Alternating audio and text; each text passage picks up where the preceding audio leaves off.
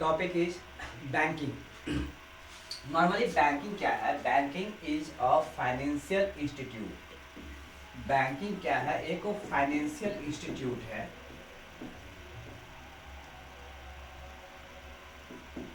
Financial institute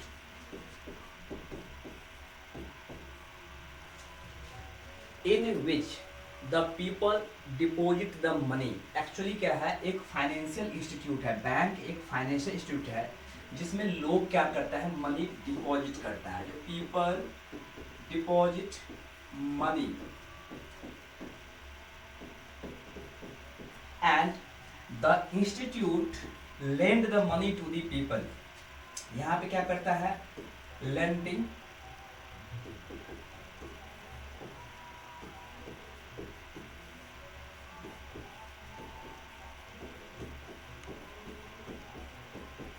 in short we can say Neeraj.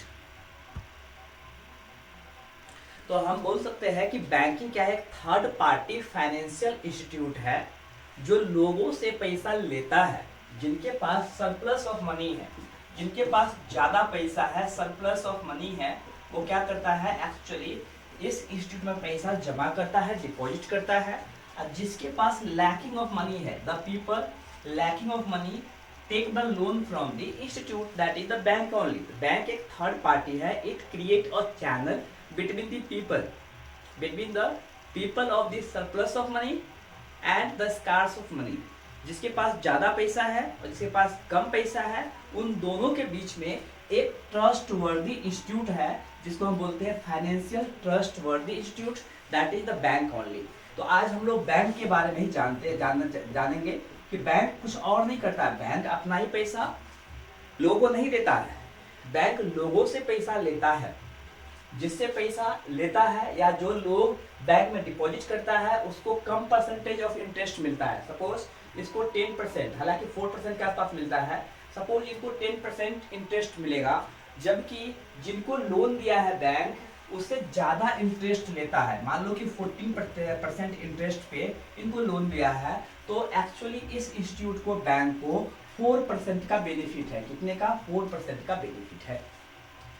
तो basically bank is a financial institute which provide a channel between the surplus money of people and the scarce money of people। जिनके पास ज़्यादा पैसा है उसके और जिनके पास कम पैसा है, उन दोनों के बीच में एक चैनल क्रिएट करता है। Such kind of the institute is called bank. ऐसे इंस्टीट्यूट को हम क्या बोलेंगे? बैंक बोलेंगे। क्लियर? तो आज हम लोग का जो टॉपिक है वो बैंकिंग ही है। तो हम देखते हैं, एक्चुअली इंडिया में आज से बैंकिंग सिस्टम नहीं है। अगर हम बात करेंगे एंशियंट टाइम में भी बैंकिंग सिस्टम था। उस टाइम में इसको हम लोग क्या बोलते? इसको साहूकार बोलते थे। क्या बोलते थे? साहूकार।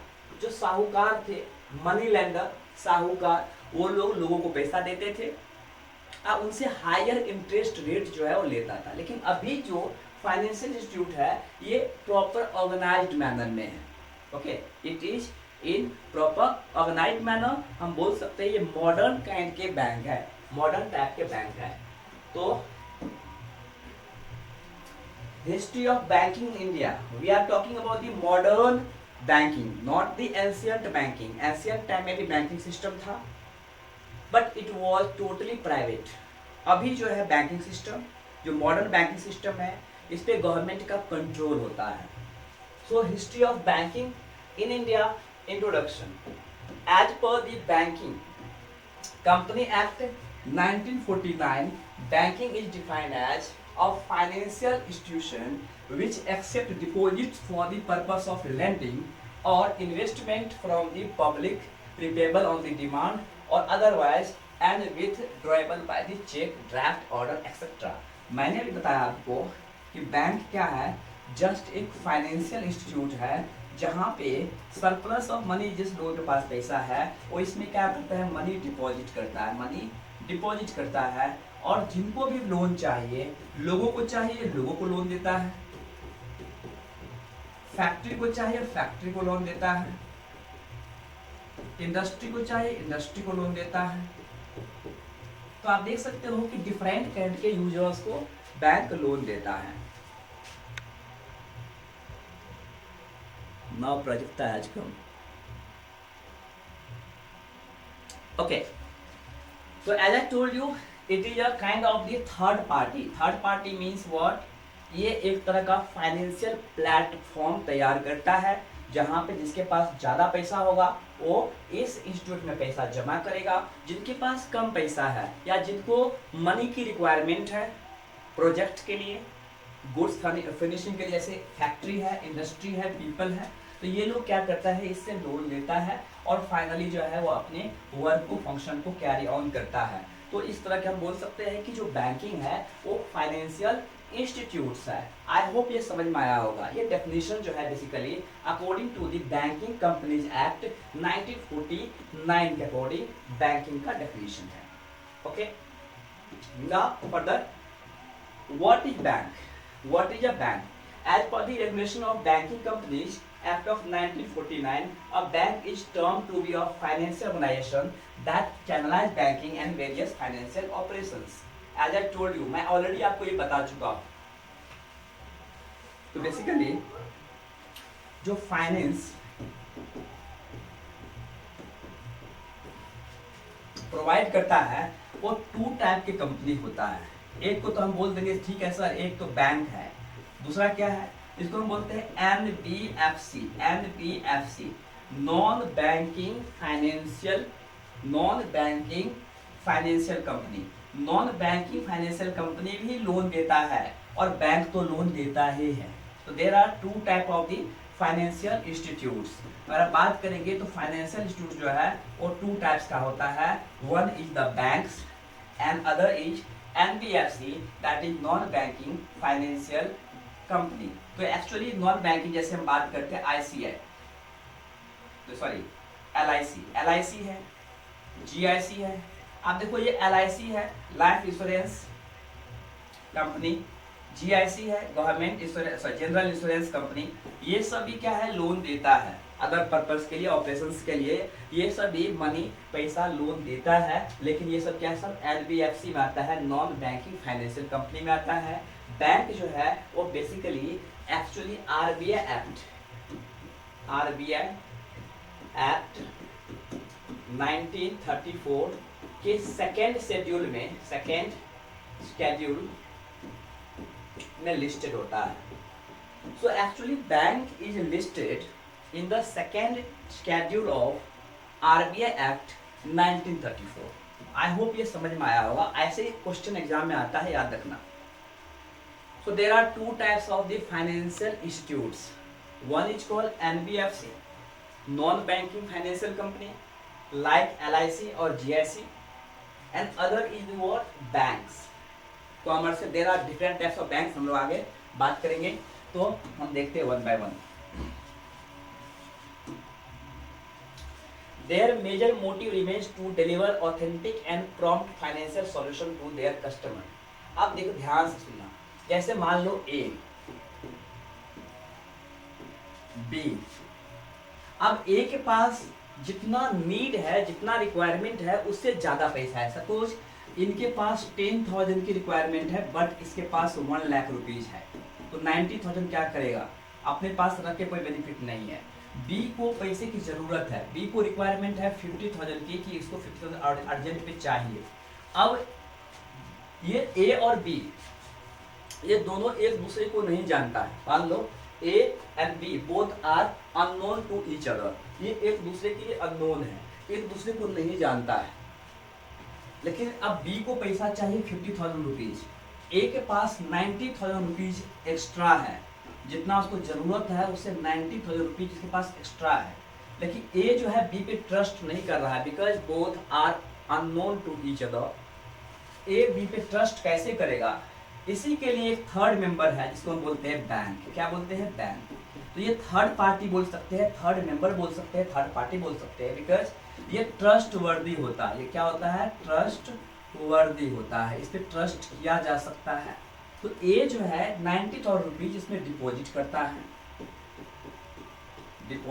है और बैंक को जरूरत, बी को जरूरत है 50,000, तो बैंक जो है बी को 50,000 रुपीज जो है वो लेंडिंग दे देता है, इसको लोन दे देता है। तो एक्चुअली बैंक का काम ही है to create the channel between the surplus money of people and the scarce money of people. जिनके पास ज़्यादा पैसा है और जिनके पास कम पैसा है, उनके बीच में एक चैनल क्रिएट करता है कौन? बैंक। तो आपको समझ में आ गया होगा, यही है their major motive remains to deliver authentic and prompt financial solution to their customers. Okay, because ये ट्रस्टवर्दी है, ऑथेंटिक है, इसलिए लोग जो है बैंक पे भरोसा करते हैं। A bank is tag to be an institute that delivers fundamental banking related services like. अच्छा, बैंक जो है बहुत सारे सर्विसेज देता है। अभी जो आप देखते हो जो मॉडर्न बैंक है, वो लोन के अलावा बहुत सारे, जैसे आपने देखा होगा कि डीडी होता है, डिमांड ड्राफ्ट, आपने देखा होगा। ओके, इसके बाद जो है आपका लोन होता है, लोन भी देता है बैंक। इसके बाद जो है क्रेडिट भी देता है, क्रेडिट कार्ड जो है हम लोग के पास क्रेडिट देता है। इसके बाद ऐसे there are various facilities are given by the modern banks to the people. आज के जो बैंक है लोगों को बहुत सारे फैसिलिटीज देते हैं। There are different types of facilities are providing by the banks in these days. तो इस दिनों तो यही आप समझ में आ गया होगा कि एक्चुअली बैंक का काम क्या है। बैंक का काम ही है कि लोगों के बीच में चैनल क्रिएट करना। इतना क्लियर?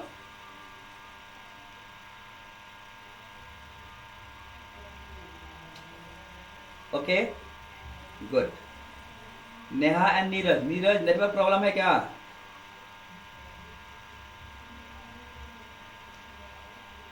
ओके ओके, ठीक है, जहां डाउट होगा पूछिएगा।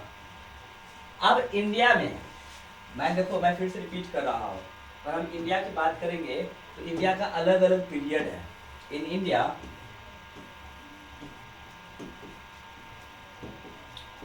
एंशियंट टाइम की हम बात करते हैं, तो एंशियंट टाइम में वैश्य वर्ग है, वो वैश्य वर्ग जो है ये लोग लोन देता था। अगर हम बात करते हैं मेडिवल टाइम की, मेडिवल टाइम पीरियड में जो है साहूकार लोग जो होता था, साहूकार लोग बैंक का काम करता था। साहूकार बोल सकते हैं या मनी लेंडर बोल सकते हैं। आप लोग हिस्ट्री में पढ़े होंगे मनी लेंडर के बारे में। तो मनी लेंडर्स लोग जो है वो बहुत ही हायर इंटरेस्ट पे लोगों को लोन देता था। तो मेडिवल टाइम, लेकिन हम बात कर रहे हैं, we are talking about the modern time. तो modern time, because modern time जो है हम बात करते हैं ब्रिटिश हिस्ट्री की, ब्रिटिश टाइम की। जब ब्रिटिश इंडिया में आया था तब बैंकिंग सिस्टम इंडिया में प्रॉपर मैनर में ऑर्गेनाइज हुआ, एंड इस तरह के बैंकिंग सिस्टम को हम मॉडर्न बैंकिंग सिस्टम बोलते हैं। तो मॉडर्न बैंकिंग सिस्टम के बारे में हम बात करेंगे, क्योंकि ये और ये एग्जाम में नहीं पूछने वाला है, तो हम मॉडर्न बैंकिंग सिस्टम की बात करते हैं। तो सबसे पहले जो बैंक ओपन हुआ था 1771 में। The first bank was established in 1771। पहला bank it was the bank of Hindustan. आप जानते हो कि ब्रिटिश जो है वो इंडिया में 1765 से रूल करना स्टार्ट हुआ। कब से? 1765 से। तो 1771 में पहला बैंक आया था, bank of Hindustan, very very important, bank of Hindustan in Calcutta, not is Kolkata. तो जो फर्स्ट बैंक जो है कलकत्ता में ओपन हुआ था, बैंक ऑफ हिंदुस्तान, कब? 1771 में। We are talking about the modern banks. Okay, तो फर्स्ट बैंक जो है वो हिंदुस्तान में था। हम अभी हिस्ट्री के बारे में बात कर रहे हैं कि हिस्ट्री क्या है। Banking has its prevalence in India since वैदिक टाइम्स। मैंने बता दिया कि आज से नहीं, वैदिक टाइम से ही बैंक्स थे, लेकिन उस टाइम के बैंक्स जो है, क्योंकि हम जानते हैं वेद के अनुसार देयर आर 4 वर्ण। कितने वर्ण होते हैं? देयर आर 4 वर्ण, 4 वर्ण है। हम बात करेंगे वर्ण सिस्टम की, तो 4 वर्ण हैं। कौन कौन से? ब्राह्मण, अकॉर्डिंग टू वेद, ब्राह्मण, क्षत्रिय, वैश्य,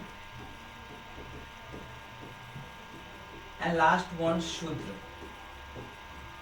तो बेसिकली वैश्य जो है ये लोग टोटली बिजनेसमैन होता था उस टाइम में। तो बिजनेसमैन के पास उस टाइम में भी ज़्यादा पैसा होता था, तो यही लोग जो है बैंकिंग का काम करता था। तो वी आर टॉकिंग, अगर हम बात करेंगे वैदिक टाइम में, तो वैदिक टाइम में जो है एक्चुअली वैश्य लोग ही यही काम करता था।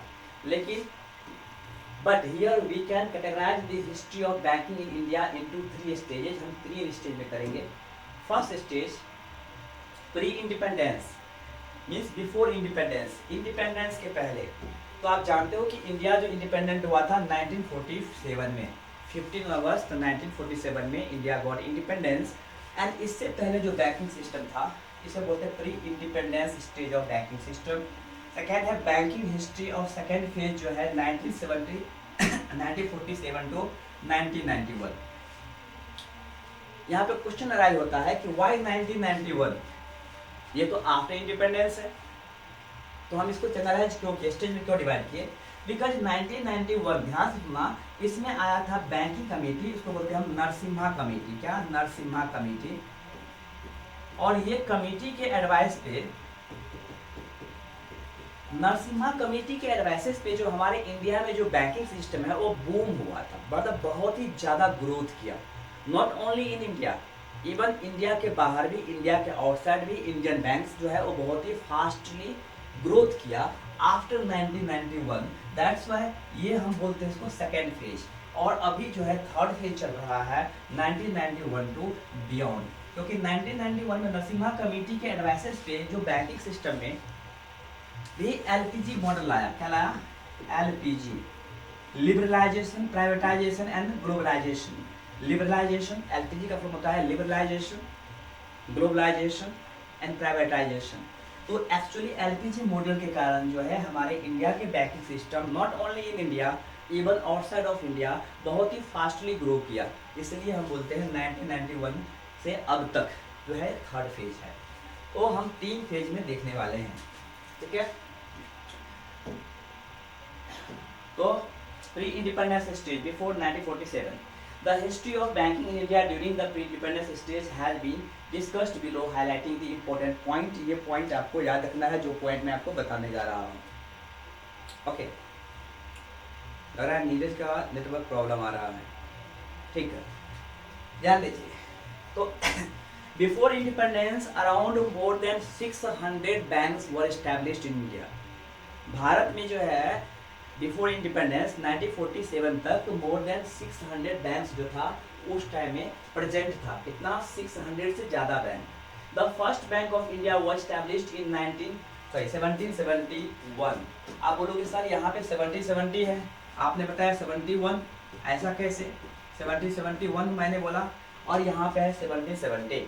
देखो 70 में प्रोसेस हुआ, लेकिन एक्चुअली ये स्टार्ट हुआ प्रॉपर फंक्शनली जो है, फंक्शन जो है इसका प्रॉपरली चालू हुआ 1771 में, इसलिए हम 1771 ही बोलते हैं। ओके, तो जो फर्स्ट बैंक था it was bank of Hindustan. ये कहाँ बना था ये bank? First bank was established by the British government in Calcutta, nowadays Kolkata, in 1771। Process शुरू हुआ 1770 में, लेकिन प्रॉपर तरीके से जो है ये चालू हुआ 1771 में। तो ये पहला बैंक था। अगर हम बात करेंगे, ठीक है, इसके बाद धीरे धीरे बहुत सारे बैंक एस्टैब्लिश होने लगा इंडिया में। और इसके बाद आया इंपेरियल बैंक। ध्यान सुना, इंपेरियल में आया था प्रेसिडेंसी बैंक, प्रेसिडेंसी बैंक्स। आप लोग हिस्ट्री में पढ़े होंगे कि actually there was 3 presidency, 3 presidency था। कहाँ? एक था प्रेसिडेंसी जो Calcutta, second presidency was Bombay, nowadays Mumbai, उस टाइम में बॉम्बे था, and third presidency was Madras. तो ये तीनों प्रेसिडेंसी में बैंक था, उसको हम बोलते थे क्या? Presidencies bank. 3 बैंक एस्टैब्लिश हुआ, कलकत्ता में, बॉम्बे में और मद्रास में। एक्चुअली ये गवर्नमेंट के सारे फंक्शंस को कैरी ऑन करता था और फाइनली ये तीनों बैंक को मर्ज कर दिया गया, तीनों बैंक को मर्ज करके बना दिया गया imperial bank of India. Imperial bank of India in 1921। तो आप देख सकते हो कि 1921 में जो है presidency bank of Calcutta, presidency bank of Bombay, presidency bank of Madras, ये तीनों को मर्ज कर दिया और क्या बना दिया? Imperial bank of India in 1921। And after independence, independence के बाद नेशनलाइज हुआ तो ये इंपीरियल बैंक ऑफ इंडिया का ही नाम अभी हम लोग बोलते हैं एसबीआई। क्या? SBI, State bank of India, in 1955। तो after independence Imperial bank of India को ही नाम बदल के कर दिया State bank of India in 1955। Okay, तो ये pre independence stage of banks है। देखते हैं, top 3 banks were merged during the phase, Bank of Bengal, Bank of Bombay and Bank of Madras. ये तीनों क्या था? अभी बताया आपको, ये तीनों क्या था? Presidency bank and presidency bank. ये तीनों को मर्ज करके बना दिया इंपीरियल बैंक ऑफ इंडिया कब? 1921 में। और फाइनली इसको नेशनलाइज करके एसबीआई बना दिया 1955 में। ओके, क्लियर ना?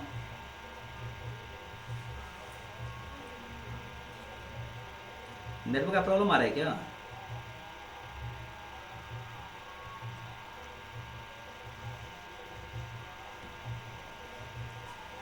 ओके,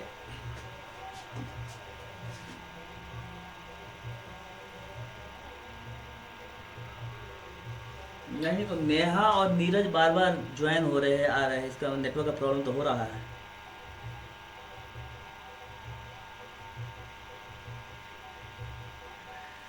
ओके, उस साइड से हो रहा होगा। ओके ओके, ठीक है। ओके, चलिए, तो हम बात कर रहे हैं अभी कि some other banks were also established during this period like Allahabad bank. Very very important. अब जो इलाहाबाद बैंक है ये भी क्या है? प्री इंडिपेंडेंस में ही जो है इलाहाबाद बैंक भी बना था। कब बना था?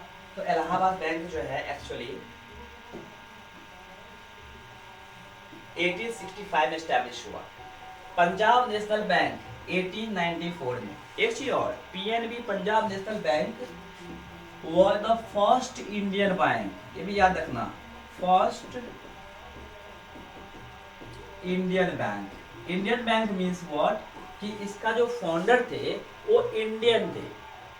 इलाहाबाद बैंक का फाउंडर जो है वो ब्रिटिशर्स थे, लेकिन पंजाब नेशनल बैंक वो the first bank of Indian. ये फर्स्ट इंडियन बैंक है जिसको किसी इंडियन ने एस्टैब्लिश किया था। उस इंडियन का नाम था लाला लाजपत राय। लाला, नाम सुने होंगे, लाला लाजपत राय। लाला लाजपत राय जो है एक्चुअली पंजाब नेशनल बैंक का फाउंडर है। ये भी याद रखना, ये क्वेश्चन आ जाता है कभी कभी। तो PNB was the first Indian bank established by Lala Lajpat Rai. Bank of India was established in 1906 before independence. Bank of Baroda 1908, Central Bank of India 1911। तो ऐसे बहुत सारे बैंक आप देख रहे हो जो बिफोर इंडिपेंडेंस ऑलरेडी एस्टैब्लिश था, जो अभी भी ये बैंक चल रहा है। अच्छा, एक बैंक और है जो अभी नहीं है, अवध बैंक, या इसको अवध बोल सकते हैं, अवध बैंक। तो अवध या अवध बैंक वो the first commercial bank of India. ये जो अवध बैंक है ये first commercial bank of India है, ये भी आपको याद रखना है, फर्स्ट कॉमर्शियल बैंक।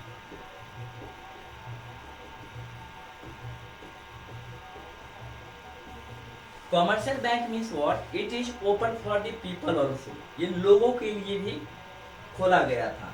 तो फर्स्ट कॉमर्शियल बैंक जो है वो ये पूछता है अवध बैंक और अवध। एक्चुअली प्रोनाउंसिएशन प्रॉब्लम था तो अवध को ब्रिटिशर्स लोग अवध प्रोनाउंस करते थे। Now second phase of the Indian bank, second phase और इंडिपेंडेंस, पोस्ट इंडिपेंडेंस 1947 से 1991 तक। मैंने अभी बताया आपको वाई 1991, बिकॉज 1991 में नरसिम्हा कमेटी के बाद जो है हमारे इंडिया के बैंकिंग सिस्टम बहुत ही ज़्यादा ग्रोथ हुआ, डेवलप हुआ। इसलिए इस तरह मतलब कि बिफोर इंडिपेंडेंस मतलब 1947 से लेकर 1991 तक बहुत ही स्लो रेट से हमारे इंडियन बैंक जो है वो डेवलप किया था। The major points of the history of banking in India from the period of the 1947 and 1991 has been mentioned here. Nationalization of bank took place during this period. Very very important, बहुत important है, इस पे अभी भी बहस चल रही है, बातें चल रही है। देखिए, नेशनलाइजेशन ऑफ द बैंक ये जानना बहुत ही जरूरी है। देखिए एक्चुअली नेशनलाइजेशन में क्या, अभी तक जितने भी बैंक था वो पहले ब्रिटिश गवर्नमेंट का था या प्राइवेट बैंक था, लेकिन जैसे इंडिया इंडिपेंडेंट हुआ तो हमारे जो प्राइवेट बैंक था जैसे आरबीआई, अच्छा आरबीआई का स्टैब्लिशमेंट जो है 1935 में ही हो गया था, लेकिन अब आरबीआई जो है पहले प्राइवेट बैंक था। आरबीआई क्या था, पहले प्राइवेट बैंक था, लेकिन बाद में जो है इसको नेशनलाइज करके गवर्नमेंट बैंक बनाया गया। नेशनलाइजेशन का मतलब ही होता है गवर्नमेंट बैंक बनाना। तो यहाँ पर आप देख सकते हो कि इसको नेशनलाइज किया था 1 जन 1949 को। तो first after independence the first bank was RBI which was nationalised on 1 जन 1949।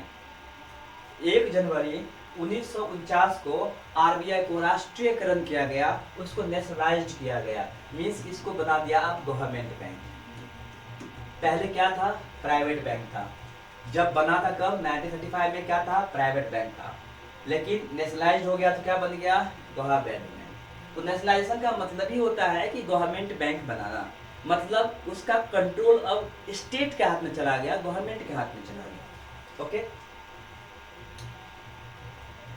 ओके अच्छा, आरबीआई के बनाने का भी एक हिस्ट्री ये है कि आरबीआई जो बनाया गया, आरबीआई इसमें 5 लाख लोगों का कंट्रीब्यूशन है। कितने, 5 लाख पीपल जो है 100 रुपीज, कितने, सिर्फ 100 रुपीज जो है कंट्रीब्यूट किए थे, और इस तरह से 5 करोड़ रुपीज जमा हुआ था, और ये 5 करोड़ रुपीज से आरबीआई का फाउंडेशन हुआ था। ये याद रखना, 5 लाख लोगों ने मिलके 100 रुपये का कंट्रीब्यूशन किया था, फिर 5 करोड़ रुपीज जमा हुआ था, और इससे आरबीआई बना था 1935 में, और फाइनली जो है 1 जनवरी 1949 को आरबीआई नेशनलाइज हो गया। इट मीन्स व्हाट, इसका जो कंट्रोल है तो गवर्नमेंट के हाथ में चला गया। Second, central bank of India was also nationalised during this period. 1 जनवरी 1949 में बता दिया आपको, जो आरबीआई है। With the recommendation of Narasimha committee, regional rural banks were formed on 2 अक्टूबर 1975। अच्छा, ये जो नरसिम्हा कमेटी, एक बार नरसिम्हा कमेटी 2 बार आया था, इसलिए कंफ्यूज मत होना। नरसिम्हा कमेटी 2 बार बना था, एक बना था 1974 में और दूसरा 1991 में। 2 बार कमेटी आया था, इसलिए कंफ्यूज मत होना आप लोग। एक्चुअली यहाँ पे बनाया गया आरआरबी, रीजनल रूरल बैंक। ये क्यों बनाया गया, क्योंकि पहले जितने भी बैंक्स होते थे वो totally concentrated in the cities, जो शहर होते थे, नगर होते थे, वहाँ पे ही बैंक्स जो है या उसकी जो सुविधा, उसकी जो फैसिलिटीज था वो एक्चुअली सिटीजन्स, सॉरी जो लोग शहरी लोग होते थे उन लोगों को ही मिलता था। मतलब गांव में जो है बैंक जाने के लिए तैयार नहीं था, इसलिए specially rural and agricultural sector को बढ़ाने के लिए,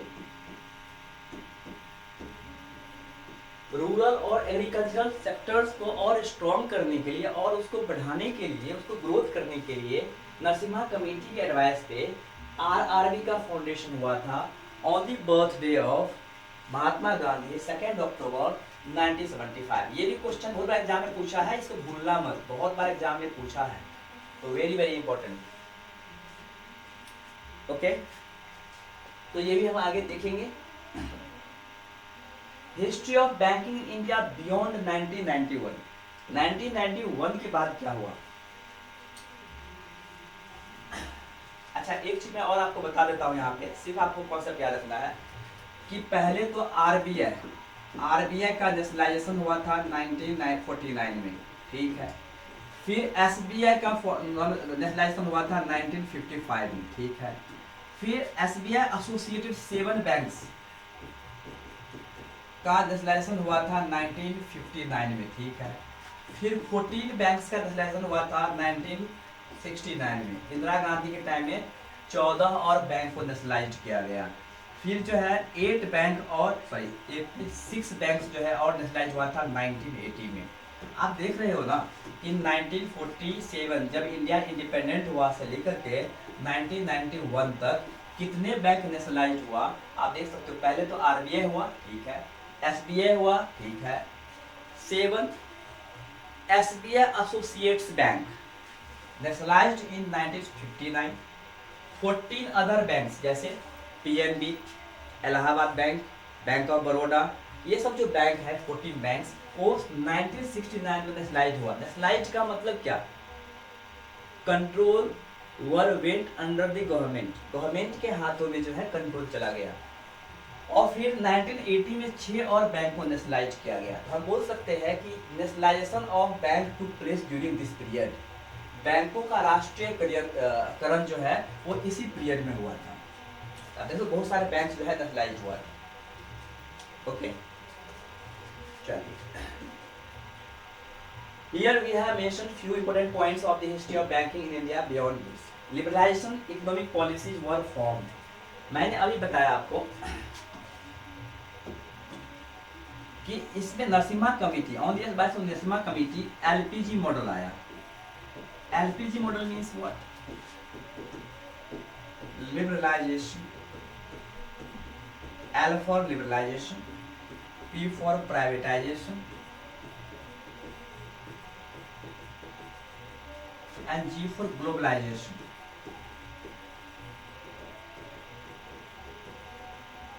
ओके, तो ये जो पॉलिसी लाया लिबरलाइजेशन मींस व्हाट, कि जो लाइसेंस है, जैसे मान लो कि बहुत सारे ऐसे लोग हैं जो अपना बैंक ओपन करना है, उनके लाइसेंस बहुत ही आसानी से दे देना, गवर्नमेंट बहुत ही कम रेस्ट्रिक्शंस पॉलिसी उस पर इम्पोज करता, ये लिबरलाइजेशन। प्राइवेटाइजेशन मींस व्हाट, कि अभी जो जितने भी प्राइवेट बैंक था उनके हाथों से गवर्नमेंट बैंक ले लेता था और उसको राष्ट्रीयकरण नेशनलाइज कर देता था, तो उसको एक बोला खत्म कर देने के लिए। एंड ग्लोबलाइजेशन मींस व्हाट, कि अदर कंट्री में भी, दूसरे देशों में भी भारतीय बैंक का जो ब्रांचेज है वो ओपन करवाना। तो ये सब जो पॉलिसी आप देख रहे हैं एलपीजी मॉडल, ये एलपीजी मॉडल के कारण इंडिया में बियॉन्ड 1991 से लेकर के प्रेजेंट तक जो बैंकिंग सिस्टम है वो बहुत ही फास्ट ग्रोथ किया। इतना क्लियर? तो ये 3 पीरियड आप लोगों ने समझ लिया, before independence and from 1947 to 1991 and beyond 1991। इतना clear?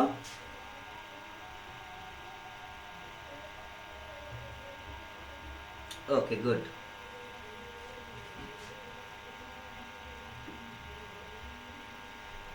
Now nationalisation and its impact. अब ये एक स्टोरी बता रहा हूँ आपको, आप स्टोरी समझ जाएंगे क्या हुआ। थोड़ा हिस्ट्री से रिलेटेड है। हिस्ट्री क्या है आपको पता होगा कि जो first prime minister of India after independence कौन थे? पंडित जवाहरलाल नेहरू। तो Jawaharlal Nehru was the first prime minister of India. इनका डेथ हुआ, इनकी जो डेथ हुआ, जैसे ही इनका डेथ हुआ, क्योंकि इंडो चाइना वॉर 1962 में हुआ था और उसके शॉक की वजह से इनका डेथ हो गया था 1964 में। फिर आए लाल बहादुर शास्त्री, नाम सुने होंगे आप, second prime minister of India Lal Bahadur Shastri. फिर जो है इनका भी डेथ हो गया था ताशकंद में। ताशकंद जो है इंडिया पाकिस्तान का वॉर हुआ था, आप लोगों ने पढ़ा होगा 1965 में। और रसिया में ताशकंद जो है एक शहर का नाम है, ताशकंद जो है एक शहर का नाम है। वहां पे पाकिस्तान के प्राइम मिनिस्टर और इंडिया के प्राइम मिनिस्टर लाल बहादुर शास्त्री दोनों गए थे और वहीं पे मिस्टीरियसली वहां पर उनका डेथ हो गया था। इनके बाद आई इंदिरा गांधी। ये मैं हिस्ट्री से इसलिए जोड़ रहा हूं क्योंकि आप लोगों ने अक्सर बहुत बार सुने होंगे, क्या सुनते हैं कि इमरजेंसी लाया, इमरजेंसी लाया, इमरजेंसी लाया। तो एक्चुअली इंदिरा गांधी जो है प्राइम मिनिस्टर बनने के लिए बहुत सारे मोनोपोली मीन्स वर्ड की जो इंडियन कॉन्स्टिट्यूशन है उसके रूल को फॉलो न करके बहुत ही गलत गलत पॉलिसीज लाए। गलत इन द सेंस मतलब अकॉर्डिंग टू रूल नहीं था। Although they were beneficial for the people of India, Indian जो पुअर पीपल थे उनके लिए बेनिफिशियल था उनका पॉलिसी, लेकिन फिर भी कहीं ना कहीं कॉन्स्टिट्यूशनली गलत था। जैसे एग्जाम्पल के लिए पहले था राइट टू प्रॉपर्टी। अब राइट टू प्रॉपर्टी जो है वो क्या फंडामेंटल राइट था। तो एक्चुअली जिसका बैंक था, मान लीजिए मेरा नाम है ए और मेरा बैंक है, मेरा बैंक है, तो ये मेरे नाम का मेरा बैंक है, मेरा प्रॉपर्टी है। लेकिन इंदिरा गांधी क्या करते थे, इनसे बैंक छीन, मुझसे बैंक छीन करके गवर्नमेंट बैंक बना दिया। क्या बना दिया? गवर्नमेंट बैंक बना दिया। तो इंदिरा गांधी जो है 1969 में 14 बैंक को, इतने 14 बैंक को नेशनलाइज कर दिया। आई बात समझ में? तो इस नेशनलाइजेशन से बहुत बेनिफिट्स हुआ। क्या बेनिफिट्स हुआ वही हम लोग देखने वाले हैं। क्या है देखिए, nationalisation is term to be the public sector assets transferring to be channelised और ओन्ड बाय द स्टेट और सेंट्रल लेवल गवर्नमेंट। जो अभी तक प्राइवेट के हाथों में था, किसी प्राइवेट इंडिविजुअल के हाथों में था, अभी गवर्नमेंट के हाथों में आ गया, उसी को बोलते हैं nationalisation. The masses present in the banks elevated their confidence. Masses means what? Poor people. जो अधिकतर लोग थे, जो गरीब लोग थे, उनके लिए बहुत ही कॉन्फिडेंस का काम किया, क्योंकि ये गवर्नमेंट का हो गया। और गवर्नमेंट जो है, जो नीडी पीपल होते थे, जिनको जरूरत होती थी पैसों की, लोन की, उनको अब लोन देना चालू किया। इसलिए मासेस को, पीपल को फायदा हुआ। Banking system became more authorised and ecocentric. Small scale organizations started growing and their economic growth became legalized with proper monetary values. क्योंकि पहले जो प्राइवेट बैंक होता था वो छोटे मोटे कंपनी को लोन नहीं देते थे, लेकिन जैसे गवर्नमेंट बैंक हुआ, नेशनलाइज्ड हुआ, तो एक्चुअली छोटी मोटी कंपनी को लोन देना शुरू किया। इससे स्मॉल स्केल ऑर्गेनाइजेशन बहुत ही फास्टली ग्रो किया। Banking services and circle it's presence mostly in the rural areas. क्योंकि इंदिरा गांधी चाहती थी कि जो भी बैंक है वो अपने 40% ब्रांचेज, 40%, 40% जो ब्रांचेज है वो गांव में ओपन करे। कहाँ करे? गांव में करे, ताकि फार्मर्स को बेनिफिट हो, या रूरल इकोनॉमीज जो है, जो पुअर पीपल है, उनको बेनिफिट हो, उसको फायदा हो। इसीलिए वो नेशनलाइज करके गांव की तरफ ज़्यादा फोकस किया। इसलिए रूरल एरियाज में आप देख सकते हो डेवलपमेंट बहुत ही फास्ट हुआ। और इसी टाइम आपने पढ़ा होगा ग्रीन रिवॉल्यूशन के बारे में, वो भी आया था। Good supply became enormous and stabilisation of funding became essential. So all these are the benefits of the nationalisations. Okay, ये सारे बेनिफिट्स हैं। एक टाइम ऐसा आया था कि इंदिरा गांधी एक स्लोगन देते थे, Indira that is India and India that is Indira. और लोग जो है उस पर बहुत ही भरोसा, जैसे आजकल जो मोदी पे लोग भरोसा करते हैं, उस तरह उस टाइम में इंदिरा गांधी पे बहुत ज़्यादा भरोसा करते थे लोग। ओके, चलिए आगे बढ़ते हैं।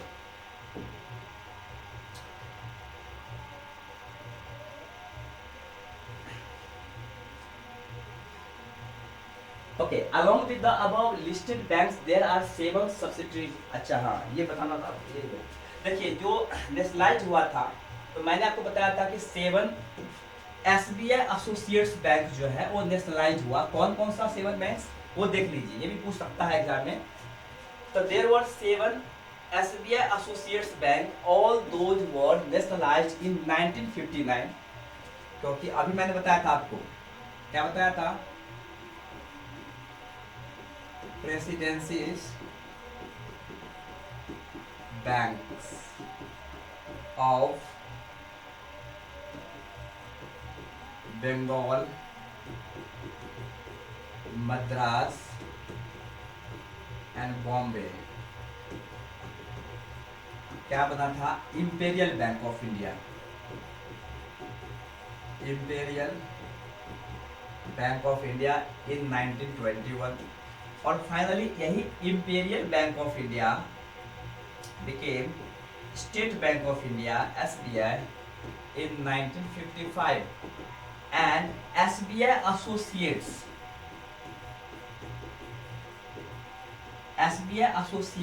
कितने बैंक आप देख सकते हो? 7 banks. SBI associates bank of SBI became nationalized in 1959। तो ये जो आप देख रहे हो रैंक, ये जो ऑर्डर है वो ऑर्डर याद रखना है आपको, कि presidency bank of Bengal, Madras, Bombay जो है 1921 में इंपीरियल बैंक बना। फाइनली ये SBI बना 1955 में, और इसके जो 7 एसोसिएट्स बैंक था वो भी नेशनलाइज हुआ 1959 में। ये जो 7 एसोसिएट्स बैंक है कौन कौन सा है? State bank of Hyderabad, state bank of Patiala, state bank of Mysore, state bank of Bikaner and Jaipur, state bank of Travancore, state bank of Indore and state bank of Saurashtra. Okay,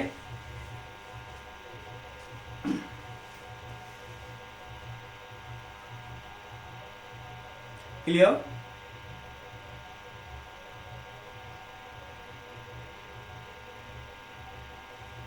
okay,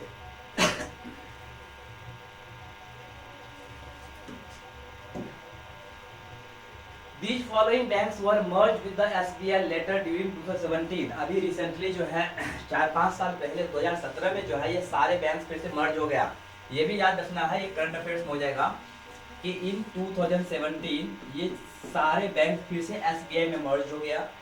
the bank of Saurashtra merge with the SBI during 2008। Saurashtra पहले ही मर्ज हो गया था। तो ये जो 7 associates bank है ये finally जो है 2017 में SBI के साथ मर्ज हो गया। तो अभी जो है ये सब बैंक नहीं है, याद रखना ये सब बैंक अभी नहीं है, ये सब के सब जो है SBI से मर्ज हो गया। ओके, आई होप समझ में आ गया होगा ना।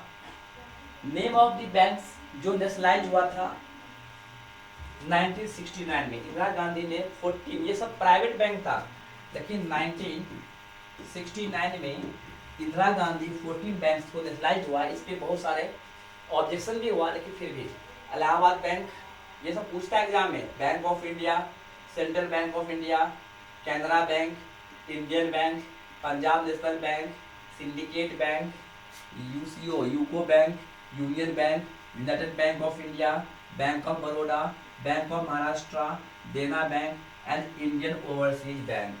All these 14 banks were nationalized in 1969 by Indira Gandhi.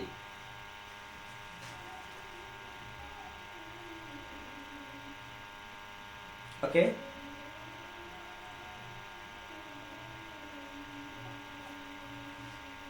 Okay. In 1980 6 more banks were nationalized। 6 और बैंक नेशनलाइज हुआ 15 अप्रैल 19।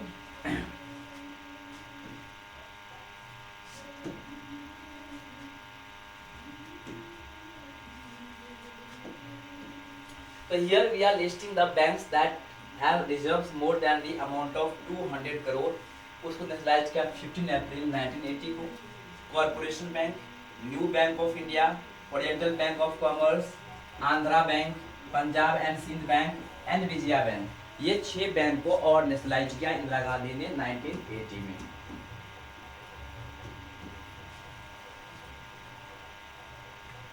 ओके, दैट्स व्हाई 1947 से लेकर के 1991 तक का जो टाइम पीरियड है इसे हम बोलते हैं nationalisation period.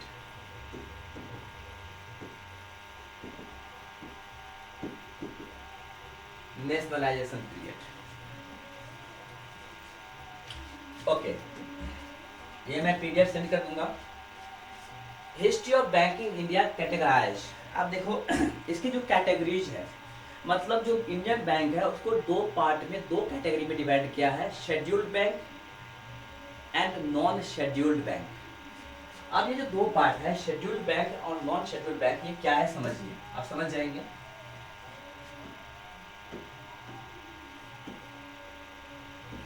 Actually there are 2 categories।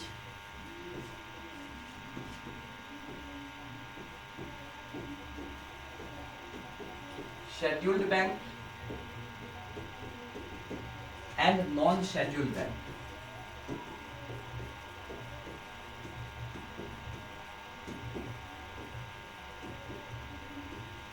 Okay, scheduled bank means what? Those banks which are listed in second schedule of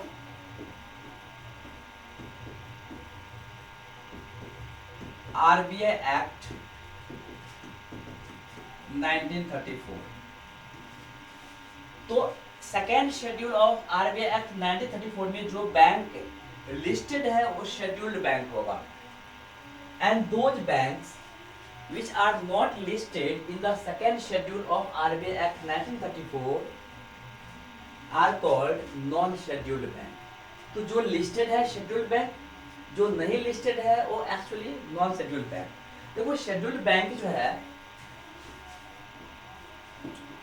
ये पब्लिक बैंक मीन्स क्या, गवर्नमेंट बैंक भी हो सकता है, पब्लिक बैंक भी हो सकता है, ये प्राइवेट बैंक भी हो सकता है, प्राइवेट बैंक भी हो सकता है, ये आरआरबी है, क्या है, रीजनल रूरल बैंक भी हो सकता है, ये नाबार्ड भी हो सकता है, नाबार्ड भी हो सकता है।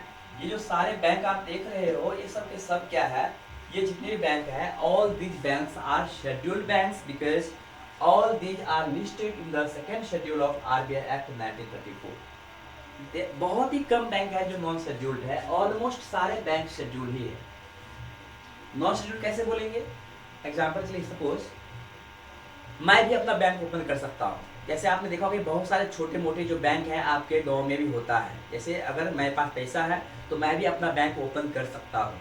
ओके, तो एक्चुअली क्या वो शेड्यूल्ड नहीं होगा। क्यों शेड्यूल्ड नहीं होगा, बिकॉज आरबीआई जो है वो हमें लाइसेंस देगा ही नहीं, आरबीआई लाइसेंस सबको नहीं देता है। तो आरबीआई जिसको लाइसेंस देगा, जो सेकेंड शेड्यूल्ड में लिस्ट होगा वही शेड्यूल्ड होगा।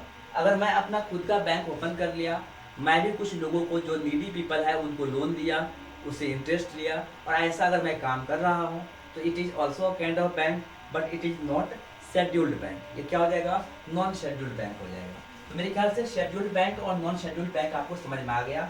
तो हम बात करें कैटेगरी की, तो दो कैटेगरी होता है। Currently banks in India can be categorised into scheduled and non scheduled banks. वैसे मैं आपको एक्सप्लेन कर दिया हूँ, फिर भी समझ लीजिए। Scheduled banks in India are those banks which constitute those banks which have been included in the second schedule of RBI, Reserve Bank of India, Act 1934.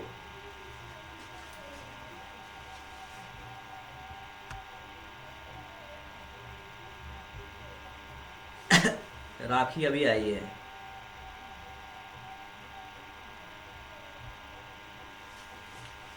Okay, तो शेड्यूल्ड बैंक और नॉन शेड्यूल्ड बैंक मैंने आपको explain किया, आपने समझ गया कि RBI act 1934 के सेकेंड शेड्यूल में जो बैंक लिस्टेड होगा, मतलब जिसको लाइसेंस मिलेगा वो शेड्यूल्ड होगा, और जिनको लाइसेंस नहीं मिलेगा वो नॉन शेड्यूल्ड होगा। एग्जाम्पल के लिए ध्यान रखिएगा, अभी 2013 में आपने सुना होगा बंधन बैंक, क्या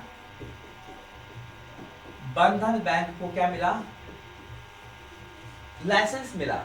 वो बैंक ओपन, देखिए ये प्राइवेट बैंक है, this is a private bank, but this is listed in the second schedule of RBI act 1934, that is why Bandhan bank is also a scheduled bank.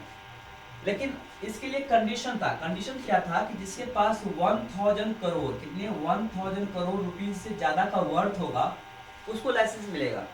अब मान लीजिए मेरा बैंक है, लेकिन मेरे पास 1000 करोड़ में से मेरे पास 10 करोड़ का बजट है, कितने का, 10 करोड़ का बजट है। अब मैं अपना बैंक ओपन करना चाह रहा हूँ तो मैं कर सकता हूँ, बैंक ओपन कर सकता हूँ अपने नाम से, लेकिन ये शेड्यूल्ड नहीं होगा क्योंकि आरबीआई का कुछ कंडीशन है, आरबीआई का कुछ रिक्वायरमेंट है, कुछ क्राइटेरियाज है। वो उस क्राइटेरिया को अगर फुलफिल करते हैं तभी आपको लाइसेंस मिलेगा। तो जो जिसको लाइसेंस मिला, जो आरबीआई एक्ट में लिस्टेड है वो शेड्यूल्ड, जो लिस्टेड नहीं है वो non scheduled. Clear?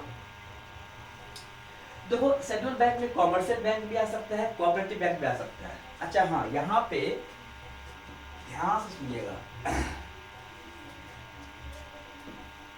Commercial bank and cooperative bank में क्या डिफरेंस है? What is the major difference between commercial banks and cooperative banks? Hindi में कोई बोलते हैं सहकारी बैंक, सहकारी बैंक है ये, और ये कॉमर्शियल बैंक है। ध्यान से, इसका मेन मोटो है to earn the profit, to earn the profit. याद रखना, जो कॉमर्शियल बैंक है इसका मेन मोटो है, मेन ऑब्जेक्टिव है टू अर्न द प्रॉफिट। लेकिन जो कोऑपरेटिव बैंक है इसका मोटिव है to fulfil the need of people.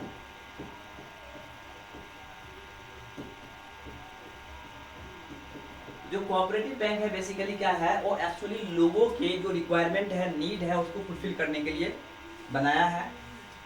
Cooperative है, नाम है कोऑपरेटिव, जो कोऑपरेट करता है लोगों को तो कोऑपरेटिव होगा। इसका मेन जो मोटो है, मेन ऑब्जेक्टिव है to fulfil the needs of people. और इसका जो मेन कॉमर्शियल बैंक जो है, इसका जो मेन ऑब्जेक्टिव है to earn the profit. Commercial bank में जैसे हम बात करते हैं, एसबीआई क्या है, कॉमर्शियल बैंक है। एचडीएफसी क्या है, कॉमर्शियल बैंक है। आईसीआईसीआई क्या है, कॉमर्शियल बैंक है। ये सब सारे कॉमर्शियल बैंक है। कोऑपरेटिव बैंक जो है अक्सर आपने देखा होगा, जैसे आप महाराष्ट्र में पुणे कोऑपरेटिव बैंक, आप नाम सुने होंगे शायद से, मुंबई में है ये बैंक, पुणे कोऑपरेटिव बैंक, जिसमें कोऑपरेटिव है, कोऑपरेटिव ये शब्द लिखा रहता है, ये वर्ड्स लिखा रहता है। ओके, तो commercial banks and cooperative banks में जो मेजर डिफरेंस यही है कि कॉमर्शियल बैंक का पर्पस ही उसका ऑब्जेक्टिव है प्रॉफिट अर्न करना, कोऑपरेटिव बैंक का पर्पस है कि लोगों के जो नीड्स है उसको फुलफिल करना। Commercial banks majority comprises of scheduled and non scheduled दोनों होता है। Commercial banks regulated banking regulation act 1949। Commercial banks primarily works on a profit basis, सही बताया आपको, इसको प्रॉफिट चाहिए, and is engaged in the businesses of accepting deposits for the purpose of advances loans. और ये मैंने बता दिया था कि बैंक का मतलब ही होता है कि लोगों से पैसा डिपॉजिट लेना और फाइनली जिसको रिक्वायरमेंट है उसको लोन देना, ये एक चैनल क्रिएट करता है। इतना क्लियर? इसमें कुछ डाउट तो नहीं है ना? गुड, चलिए आगे बढ़ते हैं। आप देखिए शेड्यूल्ड कॉमर्शियल बैंक जो है ये 4 टाइप्स के हैं। कौन कौन सा? पब्लिक सेक्टर बैंक्स, लेकिन नाम से पता चल रहा है कि पब्लिक सेक्टर बैंक्स मींस क्या, ये गवर्नमेंट बैंक होगा।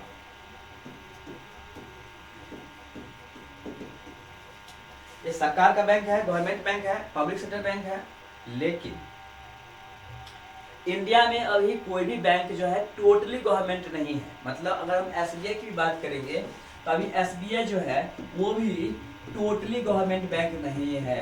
पहले था लेकिन अभी नहीं है। क्यों? क्योंकि आप अक्सर सुनते हैं कि जितनी भी पब्लिक अंडरटेकिंग कंपनीज है, यूनिट्स है, उसको प्राइवेटाइज कर रहे हैं गवर्नमेंट। आपने सुना होगा कि लास्ट ईयर जो है एयर इंडिया, जो इंडिया का एयरलाइंस था, उसको ही प्राइवेटाइज कर दिया, बेच दिया। अभी इंडिया का जो रेलवे है उसको भी प्राइवेटाइज कर रहा है। मतलब प्राइवेटाइज कर रहा है तो हमारे जो जितने भी गवर्नमेंट का बैंक था उसका भी शेयर बेच दिया गया है। ठीक है, इसलिए अभी पब्लिक सेक्टर बैंक हम किसको बोलेंगे कि वो बैंक जिसका 51% स्टेक जो है गवर्नमेंट के पास है। मतलब 51% शेयर जो है वो गवर्नमेंट के पास अभी तक है, बाकी 49% शेयर जो है वो लोगों के हाथों बेच दिया है। तो इसलिए एसबीआई को भी हम लोग टोटली गवर्नमेंट बैंक नहीं बोल सकते, बिकॉज 49% शेयर जो है वो सेल कर दिया है, बेच दिया है। तो actually these are those entities which are owned by government having more than 51% stake in the capital. ऐसा बैंक जिसमें 51% का शेयर गवर्नमेंट के पास है उसको हम पब्लिक बैंक बोलेंगे, गवर्नमेंट बैंक बोलेंगे। लेकिन ये शेड्यूल्ड बैंक है। सेकेंड शेड्यूल्ड बैंक है प्राइवेट सेक्टर बैंक, जो टोटली प्राइवेट है, इसमें गवर्नमेंट का शेयर नहीं है। जैसे HDFC, ICICI, axis bank, yes bank, yes bank है, एक्सिस बैंक है, कोटक महिंद्रा बैंक है, ये सब जितने भी HDFC है, ICICI है, ये सब सारे बैंक हैं, प्राइवेट सेक्टर बैंक्स है। तो private banks are those entities which are owned by the private individuals, institutions, and these are registered under the Companies Act 1956 as limited companies. तो Kotak Mahindra bank, okay, then Yes bank, Axis bank, HDFC, ICICI जो है वो companies act 1956 में भी listed है और RBI act 1934 के second schedule में भी लिस्टेड है। थर्ड है रीजनल रूरल बैंक्स, RRBs। देखिए मैंने पहले बताया था कि नरसिम्हा कमेटी 1, पहली बार जो कमेटी हुआ था नरसिम्हा कमेटी 1 1974 में। तो इसके एडवाइसेस पे जो है 2 अक्टूबर 75 में जो है वो RRB का फाउंडेशन हुआ था। स्पेशली इसका फाउंडेशन था to strengthen the economy of the rural sector, specially in agricultural sector और फार्मिंग सेक्टर। तो जो एग्रीकल्चरल सेक्टर है, फार्मिंग सेक्टर है, उसको और ज़्यादा स्ट्रॉन्ग करने के लिए RRB का फाउंडेशन हुआ था। इसके मोस्ट ऑफ द ब्रांचेज जो है वो रूरल एरियाज में, गांव के एरिया में जो है ना इसको इस्टेब्लिश किया गया। तो these entities are completely under government. अभी ये 100% गवर्नमेंट के अंदर ही है, 100% गवर्नमेंट के अंदर है, and work for the betterment of the rural sector of the society. Clear? समझ गए ना? मेन आपको ये याद रखना है, ये पूछ देता है एग्जाम में।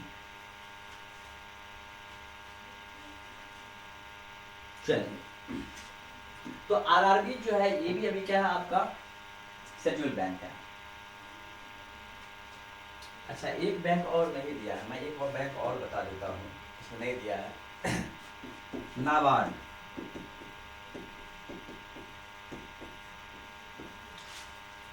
National banking of agricultural and rural development, national banking of agricultural and rural development bank, ये याद रखना नाबार्ड बोलते हैं इसको।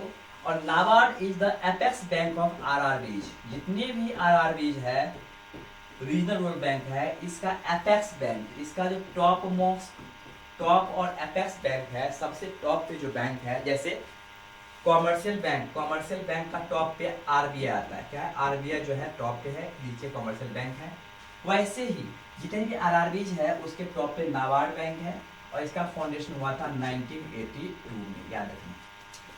तो नाबार्ड बैंक है national banking for agricultural and rural development. Non scheduled banks defined in clause of section 5 of the banking regulation act 1949 which is not scheduled bank, ये scheduled bank नहीं है क्योंकि ये second schedule of RBI act 1935 में listed नहीं है। Reserve Bank of India is the only central bank of India and all banks in India are required to follow the guidelines as issued by RBI। अब क्योंकि हम जानते हो RBI is the bank of banks,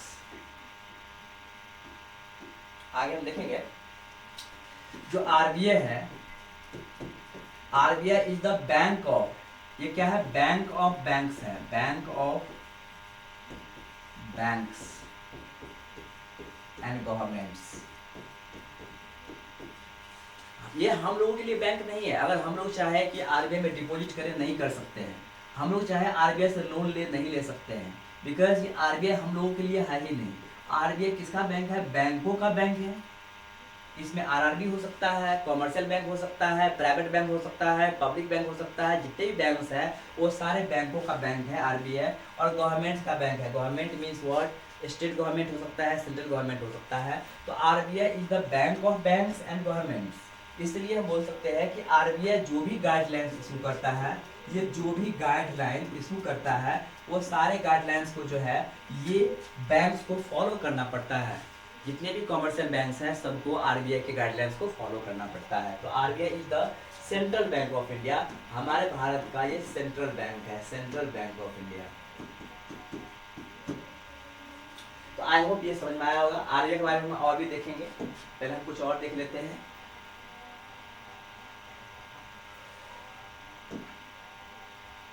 अब हम देखते हैं one liner.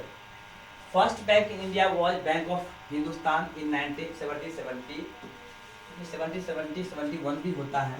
खैर कोई बात नहीं, अगर क्वेश्चन में रहेगा ना तो ये दोनों एक साथ नहीं रहेगा, कोई एक ही रहेगा, 70 होगा या 71 होगा, 70 भी बोल सकते हैं, कोई दिक्कत नहीं। First bank manage by Indians was Awadh commercial bank. मैंने बताया कि अवध, क्योंकि ब्रिटिश का जो प्रोनाउंसिएशन है वो सही नहीं था, इसलिए अवध बोलते हैं अयोध्या को, अयोध्या जो है उसको अवध बोलते हैं। तो अवध कमर्शियल, अवध बैंक हुआ कि first commercial bank of India. ये पहला कमर्शियल बैंक है जिसको कोई इंडियन मैनेज कर रहा था। First bank with Indian capital was, पता है ना, Indian bank, Punjab national bank. Founder of the bank is Lala Lajpat Rai. ये मैं आपको पहले बता चुका हूँ कि पीएनबी का जो फाउंडर थे, एक फ्रीडम फाइटर, इसको बोलते हैं शेर ऑफ पंजाब, पंजाब का शेर कहा जाता है, लायन ऑफ पंजाब, इनका नाम था लाला लाजपत राय। तो उन्होंने ये बैंक ओपन किया था, Punjab national bank. First foreign bank in India, जो पहला विदेशी बैंक है इंडिया में एस्टैब्लिश हुआ, पहला फॉरेन बैंक इंडिया में, HSBC। First bank to get ISO certificate is Canara bank. Canara bank हमारे इंडिया का फर्स्ट बैंक है जिसको ISO सर्टिफिकेट मिलता है। आपने देखा होगा कि जो लिमिटेड कंपनी होता है या ऐसे कंपनी जिसके पास ISO सर्टिफिकेट मिल जाता है वो ऑथेंटिकेट हो जाता है, वो ट्रस्टवर्दी हो जाता है। तो पहला केनरा बैंक है जिसको ISO सर्टिफिकेट मिला था। First Indian bank outside India is bank of India. वैसे अगर मैं बात करूं